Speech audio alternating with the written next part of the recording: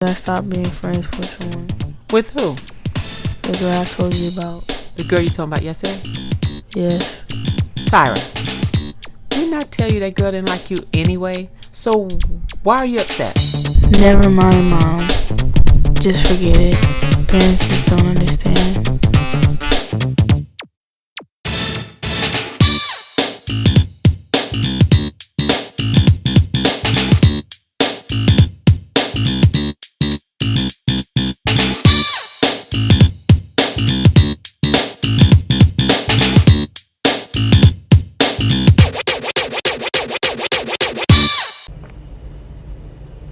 Hi, welcome back to this channel. My name is Stephanie.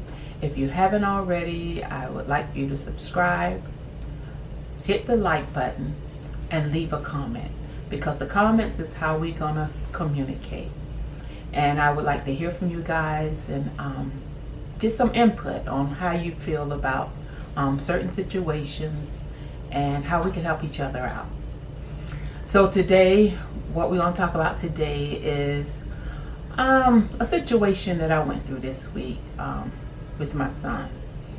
He'll be 14, like I said on the previous video. He'll be 14. So what happened this week was he's a pretty good kid. Can't complain. Get his schoolwork done.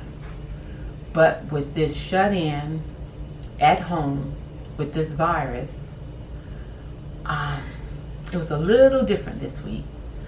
So as you guys know, they're doing their schoolwork inside the home.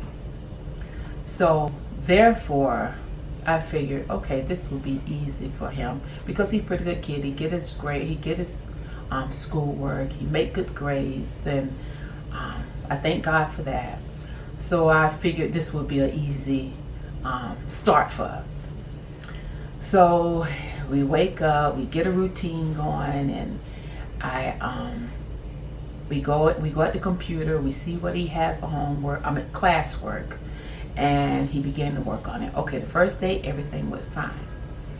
Okay, so I sort of let him have his way, do it at his own pace the other few days.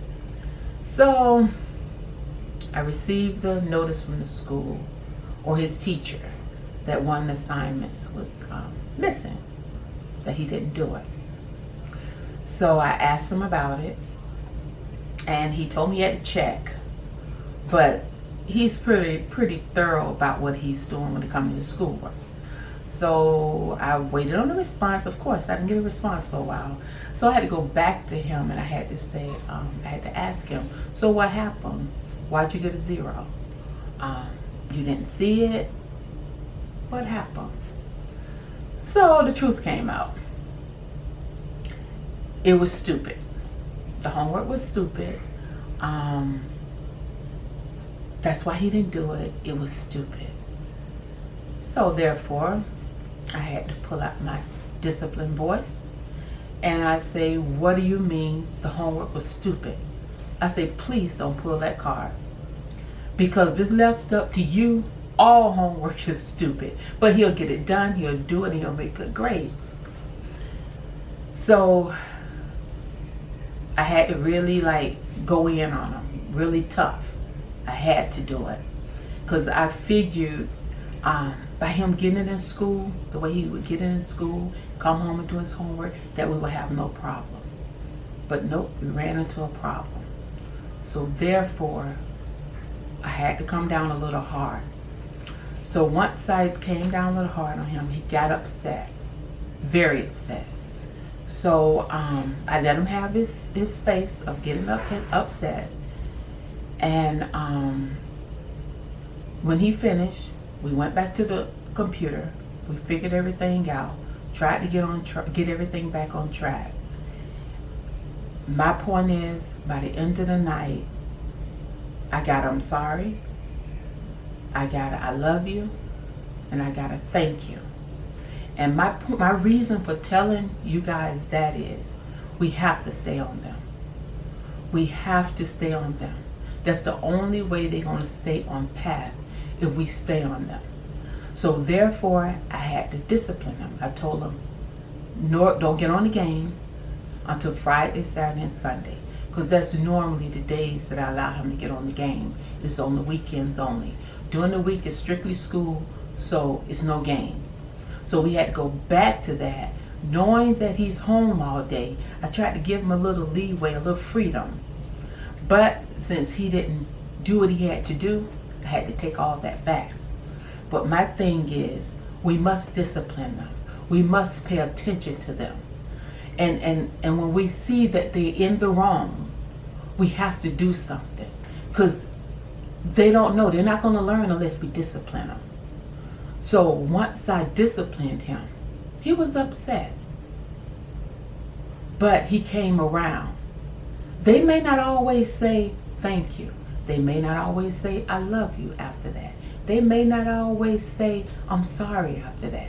But you're going to know that they're saying it without saying it in words, because the next morning they wake up, all will be well. So my thing is, we have to discipline.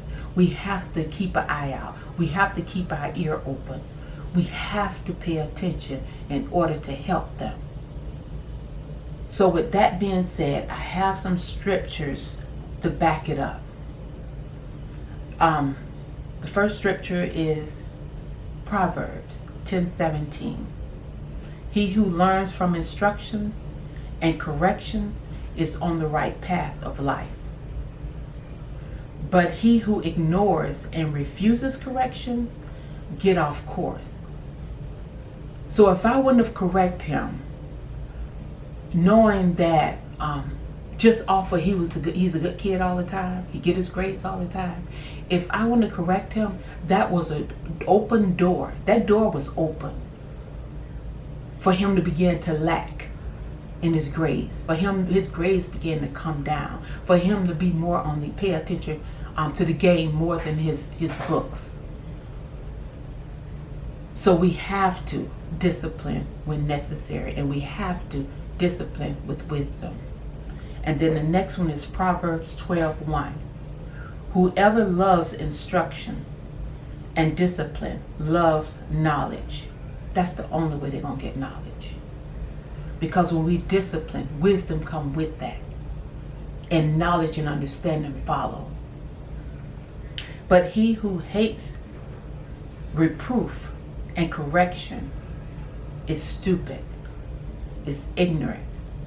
So we have to get in the habit of correcting, giving instructions, to give them guidelines, to keep them on the path that God has for them. We have to. Because if we depend on anything else, they're gonna like bump. They're gonna bump anyway, but they're gonna take some hard falls. So we have to give them instructions while we have their ear. And the next one is Proverbs 13:24. Spare the rod, you spoil the child. And the rod doesn't always mean a belt. Rod doesn't always mean hitting. Rod means just wisdom. Rod means just talking. Rod means just sometimes you have to take something. That's what rod means. It does not mean beating. It means just correction. Because we have to correct them because we love them. And we want to keep them on the right path. Oh yes, they're going to make mistakes, but we're going to be right there to help them. Like I always tell my children, it's nothing new under the sun. It's nothing new. It's nothing for you to be afraid to come to me and talk to me about. Because I heard it all.